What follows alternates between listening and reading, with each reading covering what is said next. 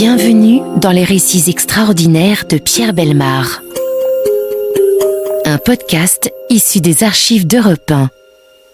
Dans une capitale européenne, vers 19h30, un jour de semaine, un commissariat de quartier. La radio d'une voiture de police secours signale qu'un homme vient de s'écraser au pied d'un immeuble du quartier. La présence du commissaire est souhaitée car il ne semble pas qu'il s'agisse d'un simple accident.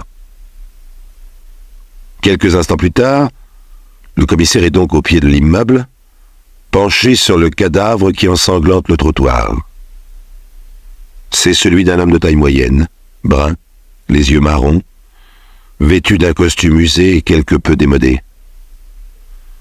Près de lui, un rideau qu'il a entraîné dans sa chute, ce qui prouve qu'il a cherché à se raccrocher. Un policier en uniforme montre sur la poitrine du cadavre une large tache de sang qui imbibe la laine d'un pullover.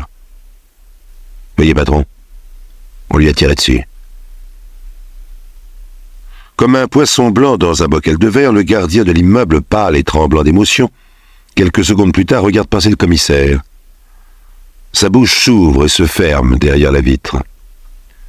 N'oubliez pas ce personnage, bien qu'il ne joue aucun rôle actif dans cette histoire fantastique, il en est le symbole même, le symbole de l'indifférence stupide. « Vous voulez me dire quelque chose ?» demande le commissaire. « Oh non. Mais si, je vous ai vu parler. » Je disais... décidément. Décidément quoi? Le monologue confus du gardien. Décidément, ces gens-là, n'étaient pas des gens comme tout le monde. Décidément, ça ne l'étonne pas que ça se termine aussi mal. Décidément, c'est toujours les mêmes qui font des scandales. Le commissaire l'interrompt. Vous connaissiez la victime? Oui, connais cet homme. Nous l'appellerons Paul. 10e étage, 3e porte à droite. Au 10e étage, un policier en uniforme veille sur la 3e porte à droite, restée grande ouverte, par laquelle le commissaire entend parler le médecin et un inspecteur déjà sur les lieux. Lorsqu'il entre, il croise le médecin dans le minuscule couloir, qui lui dit simplement « Il y a une suite, commissaire. Une femme morte, c'est un suicide, et un gosse qui s'est tiré une balle dans le palais. On va le faire transporter, mais c'est un gros calibre. Il y a peu d'espoir. » Le petit appartement de 2 pièces est étrangement vide. Dans ce qu'on appelle le living room, une table, 3 chaises, un matelas sur le sol et un sac de couchage. Sur le mur, quelques photos encadrées, celles d'un enfant à des âges différents.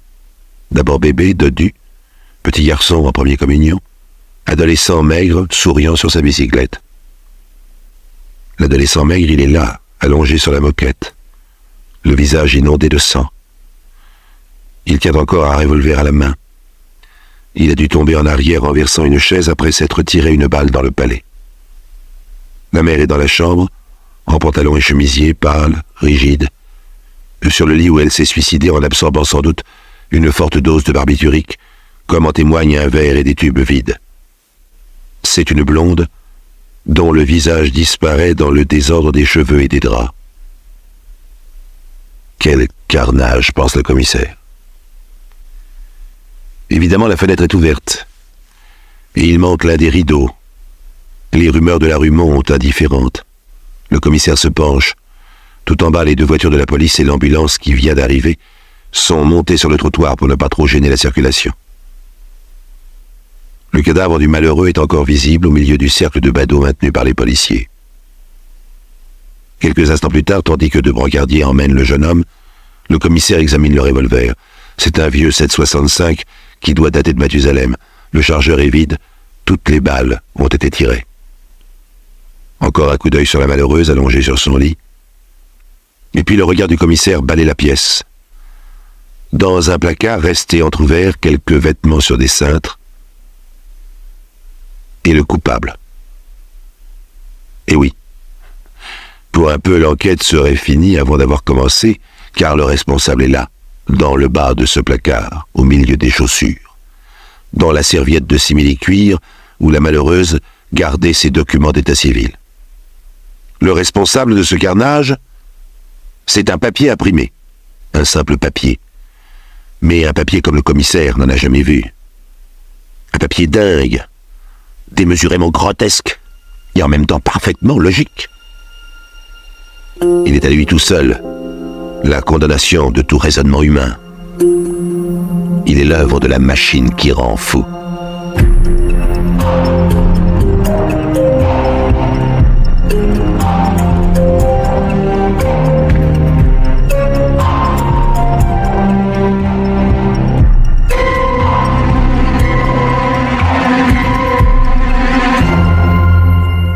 Disons-le tout de suite, la triste héroïne de cette affaire, c'est la femme, parce qu'elle a probablement souffert plus que les autres, parce qu'elle a porté un poids plus lourd, peut-être aussi parce qu'elle était la plus fragile.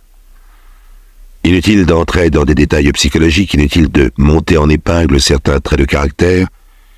Ce qui lui est arrivé aurait pu arriver à n'importe laquelle d'entre vous, mesdames, pour peu que vous soyez la femme un peu trop modeste, un peu trop dévouée d'un mari que vous aimeriez envers et contre tout. Tous deux déjà mariés, déjà père et mère d'un bébé de 18 mois, sont venus d'ailleurs. Ils sont venus d'un pays des bords de la Méditerranée, où ils étaient nés, où ils avaient vécu, mais où ils ne pouvaient plus vivre. Lui, que nous appelons Paul, bien qu'il soit sensible, actif et au fond pas mauvais bougre, en ressent une certaine amertume. Elle, que nous appellerons Jocelyne, ne rencontre à Paris aucune véritable compréhension. Elle parle mal le français, et malheureusement le parlera toujours non pas mal, mais avec un fort accent qui rend son audition pénible, d'où il résultera qu'elle sera toujours pour les autres une étrangère. En novembre 1956, il se loge dans une chambre de bonne humide et sans chauffage. La chambre fait à peu près 8 mètres carrés. Leur lit remplit toute la pièce et sert de siège durant les repas. Pourtant, cette chambre, pour l'acheter, il a fallu emprunter auprès d'un notaire. Conséquence, beaucoup de soucis, car les salaires additionnés du ménage ne permettent pas toujours de rembourser cet emprunt. À cela s'ajoute une sourde inquiétude au sujet de leurs parents restés au pays où, paraît-il, la police les tracasse sans cesse. Jocelyne et Paul et l'enfant vivent dans leur chambre de bonne environ 2 ans, au bout desquels la santé de Jocelyne et celle de sa petite famille en a pris un coup sérieux. On leur affecte alors un logement HLM, qui les oblige à des frais d'ameublement. Ils y passent 2 hivers d'une existence difficile. Le HLM est situé à 3 km d'une gare. Pour prendre le train, il faut guetter chaque matin par tous les temps et sans protection un autobus qui passe souvent complet. Elle travaille au nord-est de Paris, lui au sud-est, et leur fils dans une école de la banlieue. À ce régime affreux, pour une femme habituée au soleil et à la simplicité de la vie dans un pays méditerranéen, Jocelyne dépérit. La grippe et ses conséquences et sa fidèle compagne durant des années. Pas question de profiter d'un arrêt de travail médical. Elle et son mari ont besoin de consolider leur situation professionnelle. Et la machine qui rend fou, allez-vous me dire.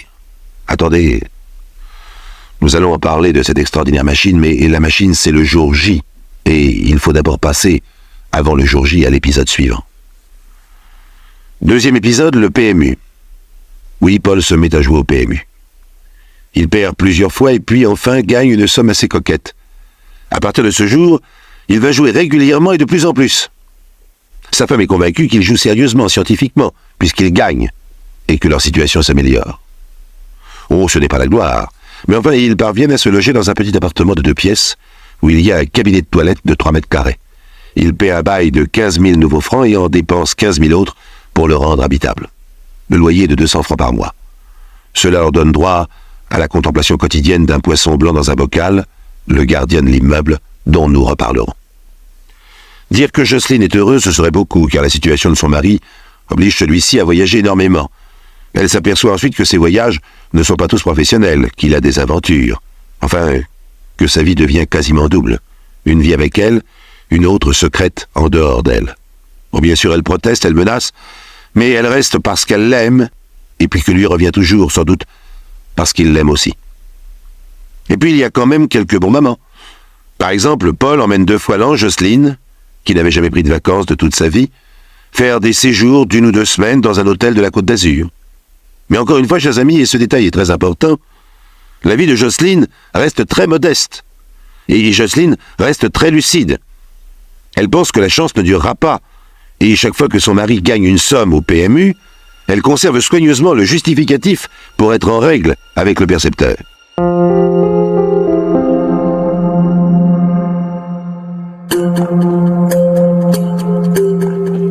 Maintenant, voici le 3e épisode avant l'entrée en scène de la machine qui rend fou. Le 3e épisode, c'est le drame. En pleine journée, Paul lui téléphone à son travail. Mais il n'est pas à son bureau. Il lui explique qu'il est venu chez eux prendre quelques effets car il doit s'absenter. Il l'aime, il lui demande de continuer à vivre aussi normalement que possible, à veiller sur leur fils et à lui garder sa confiance. Il est obligé de partir car il a des ennuis sérieux dans son travail. Il n'a rendu personne malheureux, mais il a commis des actes interdits par la loi. Des actes dont personne n'a souffert, mais comme ils sont interdits, la police va le rechercher. Pendant 3 mois, elle reste sans nouvelles de lui, mais par contre, la police l'assaille. La vie de Jocelyne, qui n'avait connu que ces quelques années d'un bonheur raisonnable, redevient un enfer sur lequel veille comme un garde-chourme indifférent et muet le poisson blanc dans son bocal, le gardien. Figurez-vous, chers amis, que le mari de Jocelyne aurait escroqué la société qu'il employait de sommes énormes. Aussi les enquêteurs sont-ils stupéfaits de découvrir la modestie du train de vie de Jocelyne. Alors, ils fouillent, cherchent, creusent, épluchent, tripotent, mijotent, jusqu'à ce qu'ils soient obligés de se rendre à l'évidence. Jocelyne ignorait totalement les détournements de son mari. Elle n'a pas de compte en banque secret, de cachette.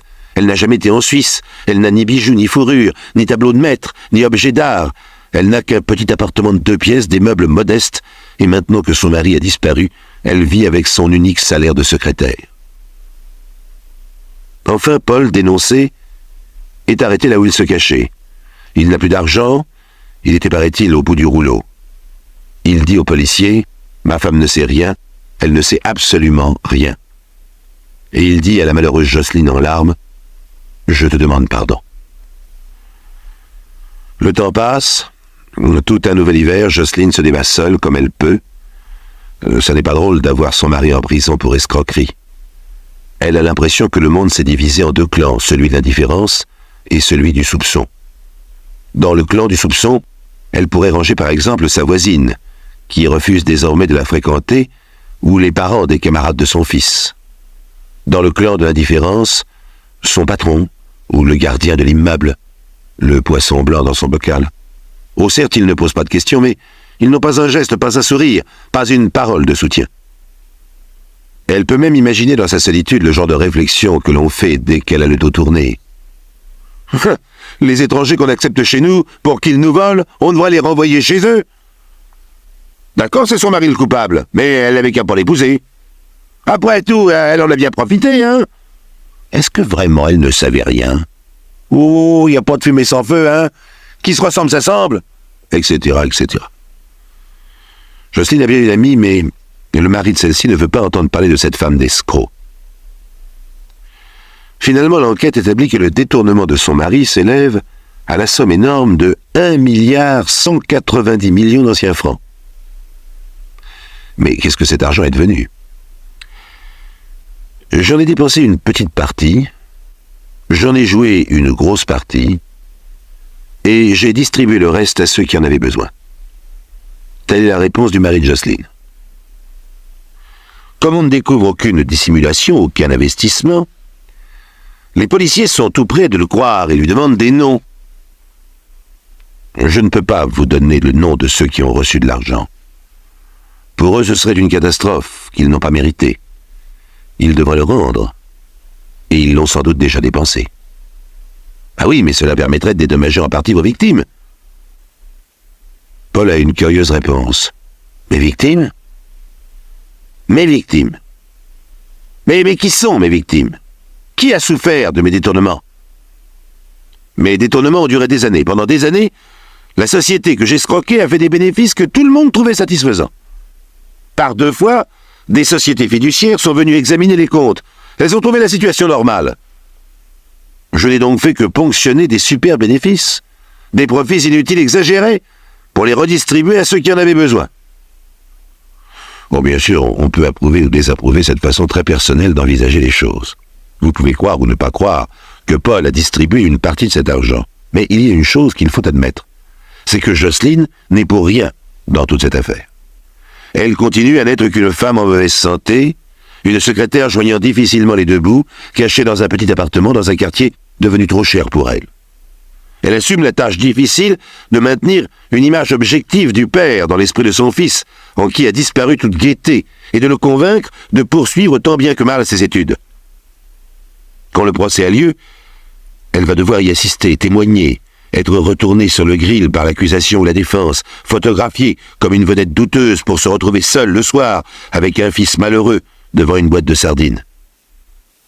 Après avoir entrevu dans le hall de l'immeuble le poisson blanc dans son bocal, le gardien, qui ne se posera jamais la moindre question au sujet de cette femme seule et malheureuse, et qui ne la salue même pas.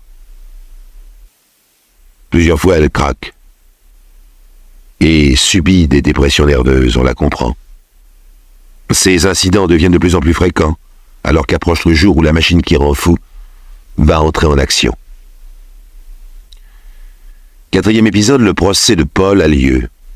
La partie civile s'exclame « Vous avez devant vous un fripon astucieux qui est certainement passé en Suisse pour y déposer en lieu sûr un énorme bas de laine. » Le substitut croit plutôt avoir affaire à un joueur entre les mains duquel l'argent a flambé. Les défenseurs s'efforcent de prouver que Paul personnalise la bonté, l'abnégation, le dévouement aux déshérités. Si l'acte est grave, déclare-t-il, nobles sont les mobiles.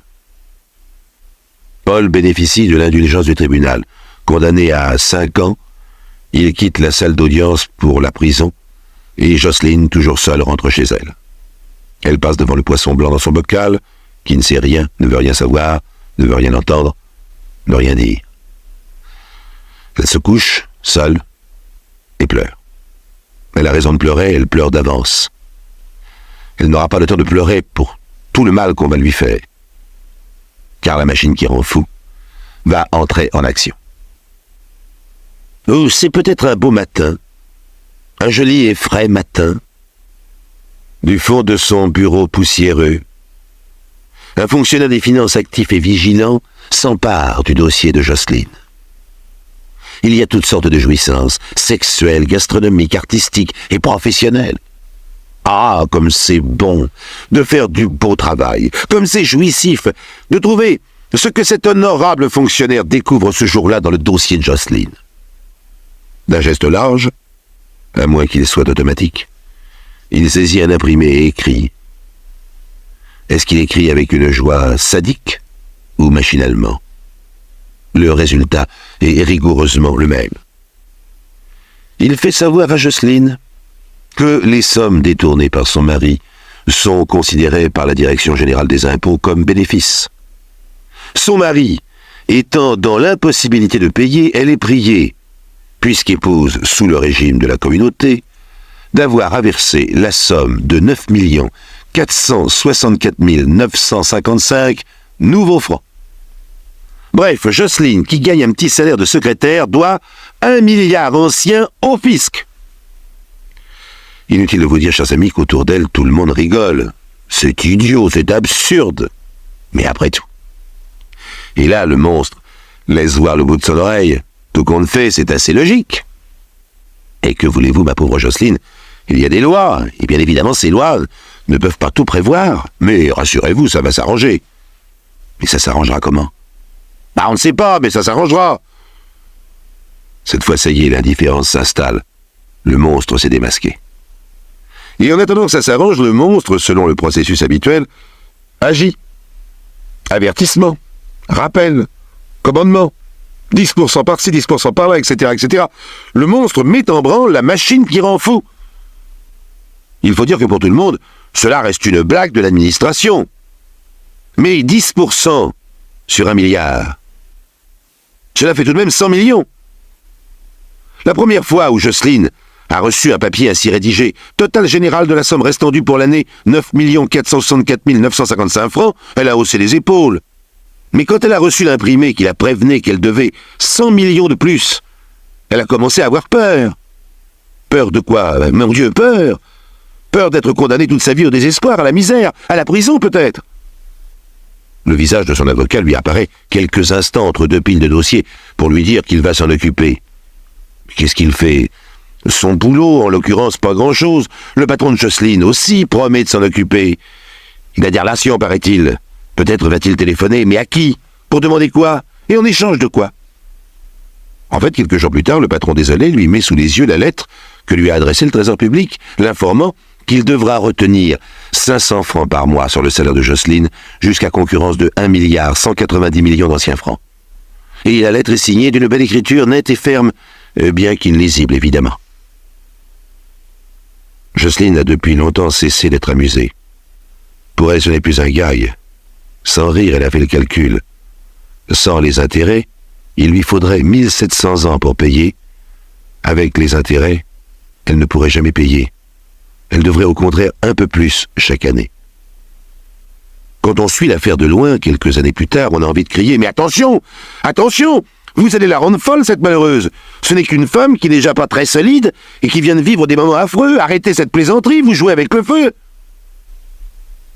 Mais la machine qui rend fou n'est pas sensible à ces détails.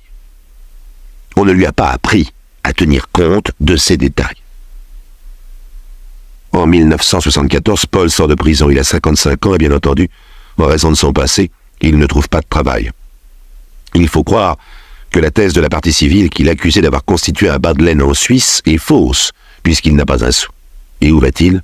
Chez sa femme, bien sûr. Sa femme l'aime encore, c'est évident. Mais la situation devient vite intenable. Ils ne peuvent pas vivre à trois sur le salaire d'une femme en mauvaise santé. D'ailleurs, Jocelyne est vite épuisée, à bout de fatigue et de nerfs, entre son mari et son fils, qui s'est mis à le haïr. Jocelyne, toujours poursuivie par la machine qui rend fou, tente d'intervenir auprès du monstre. Elle rencontre des employés apitoyés. Évidemment, c'est idiot, disent-ils. Évidemment, c'est cruel, mais que faire? Qu'elles se mettent à leur place. C'est la loi, c'est la règle. Ils ne peuvent pas faire autrement que de l'appliquer. Ils sont là pour ça, c'est leur devoir. D'ailleurs, ils ne sont qu'un rouage. C'est pas eux qui commandent. Mais qui commande? Eh bien, il faudrait voir le ministre, ou le président de la République, ou bien encore alerter la presse, ou le tribunal administratif, peut-être le médiateur, ou le pape. Oh, le pape. Il a sans doute d'autres chats à fouetter, le pape. D'ailleurs, il n'y pourrait rien. En fait, c'est un psychiatre qu'il faudrait, un psychiatre pour soigner Jocelyne, parce que Jocelyne devient folle. C'est normal, on fait tout pour ça. Ce qui serait anormal, c'est que tout cela ne lui fasse ni chaud ni froid. Car elle a raison, Jocelyne. Si on lui dit qu'elle doit 1,2 milliard, c'est qu'elle les doit. Si elle ne les doit pas, ce n'est pas la peine de les lui demander. Et si elle les doit, sa vie est définitivement foutue et elle devient définitivement folle. C'est ça qui est logique. Donc si la machine lui réclame 1,2 milliard, sachant pertinemment qu'elle ne pourra jamais les verser, c'est qu'elle veut bel et bien la rendre folle. Vous croyez que j'exagère? Non. En voici la preuve. Le matin même du drame, le poisson blanc du rez-de-chaussée de l'immeuble voit passer un homme comme vous, comme moi, sévèrement vêtu, indifférent et poli. On ne saura jamais si devant Jocelyne, il conserve son maintien officiel ou s'il s'apitoie. Ce que l'on sait, c'est que la machine qui rend fou, qui ne s'arrête jamais avant la mort de ceux dont elle s'occupe, l'envoie pour tenter d'achever sa victime. C'est le papier que le commissaire dont nous parlions au début de cette émission a trouvé en bas du placard dans la serviette en simili-cuir qui nous rend compte de cet ultime épisode. C'est un procès-verbal de saisie-exécution où tous les termes deviennent tragiques. Il y est expliqué que maître Machin, huissier, s'étant présenté et n'ayant pas reçu le milliard escompté des mains de Jocelyne, a saisi, dans un logement en location au 10e étage droite, un téléviseur Machin avec sa table, un buffet, bois en chêne, 3 portes, 3 tiroirs, un secrétaire d'Audane, 3 tiroirs. Le poisson blanc dans son bocal voit passer les meubles qu'emmènent 2 costauds hilars. Oh, évidemment, il ne lui viendrait pas à l'idée d'aller voir ce que devient la femme qui reste seule là-haut dans son appartement vide. On veut bien admettre qu'il y a dans la démarche du monstre une certaine logique, mais alors il faut admettre que la suite est tout aussi logique. Le matin même, Jocelyne se suicide. Au soir, son fils la trouve morte. Il prend un vieux revolver et attend le père. Le père, voyant sa femme morte, ouvre la fenêtre pour s'y jeter. Le fils ne lui laisse pas cette ultime décision, il lui tire 5 balles et garde la dernière pour lui. Voilà pourquoi cet après-midi-là, le commissaire seul dans son bureau fait le point. La société victime des escroqueries s'est toujours très bien portée avant, pendant et après. Pourtant, les sommes détournées dépassaient le montant des bénéfices. De son côté, le monstre n'a rien perdu, au contraire. Il a été prouvé que, 9 millions de nouveaux francs au moins ont été joués au PMU. Et chacun sait l'énorme part qui revient au monstre sur les enjeux. Même les frais de justice ont été payés. Bref, tout pourrait encore s'arranger pour tout le monde. Hélas, le monstre est trop malhonnête. Au dernier moment, il a voulu se rendre complice de l'escroquerie en prétendant toucher encore une part. Faites le compte, chers amis. L'escroquerie était d'1 milliard 100 et quelques millions. Et après en avoir touché plus de 500 millions, il en voulait encore plus de 900. Au total, plus que le montant de l'escroquerie. Bien sûr, c'était impossible, puisque Jocelyne ne fabrique pas les billets elle-même. C'était pour le monstre une partie perdue d'avance.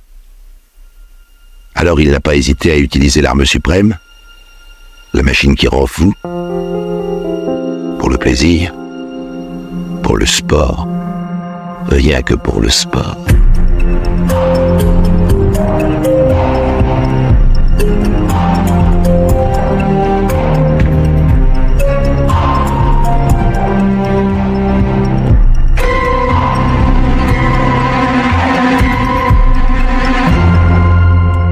Vous venez d'écouter Les récits extraordinaires de Pierre Bellemare, un podcast issu des archives d'Europe 1 et produit par Europe 1 Studio.